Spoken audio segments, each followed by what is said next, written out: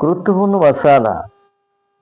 রমজান মাসে এশার নামাজ জামাতে আদায় না করে তারাবির জামাতে কি শরীক হওয়া যাবে? অবশ্যই না। আগে এশার নামাজ জামাতের সাথে আদায় করে নিতে হবে, তারপরে আপনি তারাবির সালাত আদায় করতে হবে।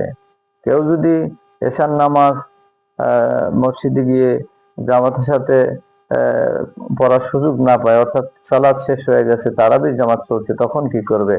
তখন নিয়ম হচ্ছে অবশ্যই ওনাকে এশার সালাত একাকী আদায় করে নিয়ে, সুন্নত আদায় করে নিয়ে তারাবির সালাতের জামাতে শরীক হতে হবে।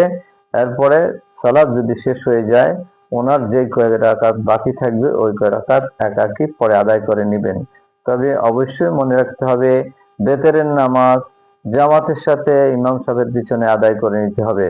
বেতেরের নামাজ জামাতের সাথে আদায় না করে আপনি আলাদা করে তারাবি আদায় করতে পারেন না, এটা নিষেধ করা হয়েছে। আগে বেতেরের জামাত, যেহেতু জামাত, এই জামাত ছাড়া যাবে না, জামাতের গুরুত্ব বেশি, সেই জন্য বেতেরের নামাজ জামাতের সাথে আদায় করার পরে আপনি বাকি কয় রাকাত একাকী ভাবে আদায় করে নেবেন।